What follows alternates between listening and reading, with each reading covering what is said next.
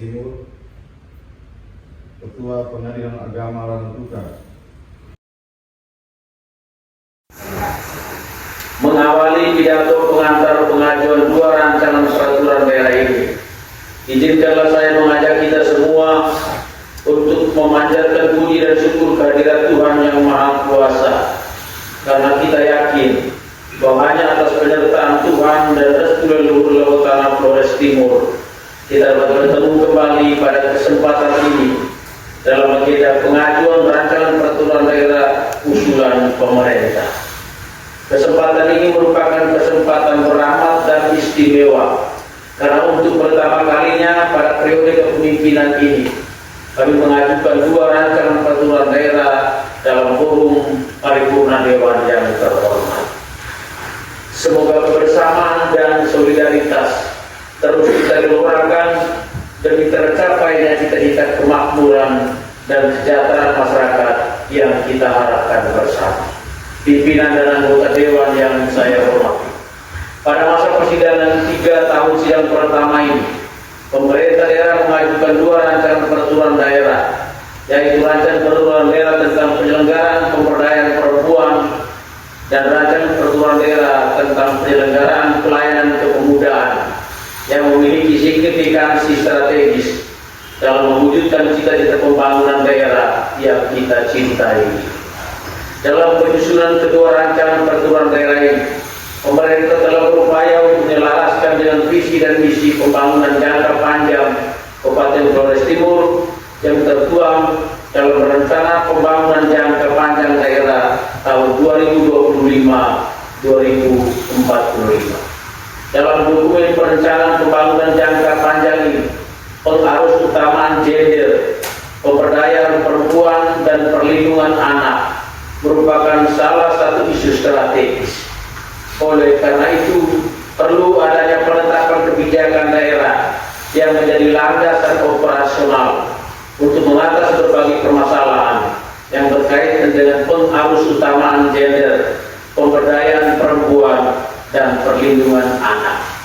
Selain itu, RPJMD juga menaruh perhatian besar pada pengembangan potensi pemuda sebagai aset masa depan daerah, sehingga diperlukan wadah dan instrumen yang memadai untuk mengembangkan potensi mereka secara optimal, sekaligus memberikan arahan yang jelas terkait upaya penyadaran, pemberdayaan, dan pengembangan kepemimpinan pemuda, serta sinergisitas antara pemerintah, masyarakat, dan dunia usaha dalam mendukung kegiatan kepemudaan yang inovatif dan berkelanjutan. Pimpinan dan anggota Dewan yang saya hormati, adapun pokok-pokok pengaturan pada kedua rancangan peraturan daerah tersebut dapat dijelaskan sebagai berikut. Pertama, rancangan peraturan daerah tentang penyelenggaraan pemberdayaan perempuan.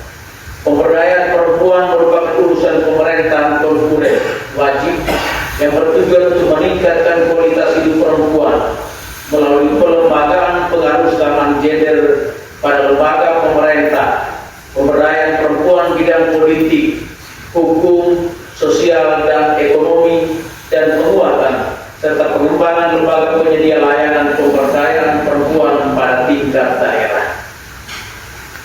Fenomena kekerasan terhadap perempuan, sebagaimana kita saksikan bersama, telah menjadi sebuah isu global yang tidak mengenal batas wilayah. Ini merupakan bentuk pelanggaran hak asasi manusia yang fundamental, serta menjadi penghambat bagi terwujudnya keadilan dan kesetaraan gender dalam masyarakat. Merujuk pada data dan analisis mendalam yang telah dilakukan di tingkat nasional, prevalensi kekerasan terhadap perempuan masih berada pada level yang memprihatinkan. Berdasarkan catatan tahunan Komnas Perempuan pada tahun 2023, angka kasus kekerasan terhadap perempuan yang dilaporkan tidak kurang dari 289.111. Angka ini tentu saja adalah sebagian kecil dari fenomena yang lebih besar, mengingat banyak kasus yang tidak dilaporkan karena berbagai faktor seperti stigma sosial, ketakutan, atau kurangnya informasi mengenai mekanisme pelaporan yang tersedia. Gambaran kasus ini tidak berbeda dengan data kekerasan terhadap perempuan di Kabupaten Flores Timur. Sepanjang tahun 2024 tercatat 101 kasus kekerasan terhadap perempuan dan anak, di mana mayoritas korban sebanyak 78 orang adalah perempuan. Fakta ini bukan sekedar angka statistik semata, melainkan sebuah potret buram yang menggambarkan adanya persoalan serius di tengah masyarakat kita. Kekerasan terhadap perempuan bukanlah sekedar isu sosial atau masalah individual, melainkan sebuah masalah kemanusiaan yang mendesak untuk ditangani secara sistematis, terstruktur, dan komprehensif. Oleh karena itu, sebagai wujud kesadaran dan tanggung jawab moral dan konstitusional, pemerintah Kabupaten Flores Timur berinisiatif untuk menyusun rancangan peraturan daerah tentang penyelenggaraan pemberdayaan perempuan yang kiranya menjadi sebuah instrumen hukum yang memberikan jaminan perlindungan, keadilan, dan kepastian bagi perempuan, terutama untuk mencegah terjadinya kekerasan dan memberikan perlindungan bagi perempuan yang menjadi korban. Rancangan peraturan daerah ini disusun dengan menjunjung tinggi prinsip-prinsip responsif gender, berbasis hak asasi manusia, dan berorientasi pada kepentingan terbaik bagi perempuan. Yang kedua, rancangan peraturan daerah tentang penyelenggaraan pelayanan kepemudaan. Sebagaimana kita pahami bersama bahwa pemuda merupakan aset strategis dan harapan masa depan bangsa. Pemuda adalah generasi penerus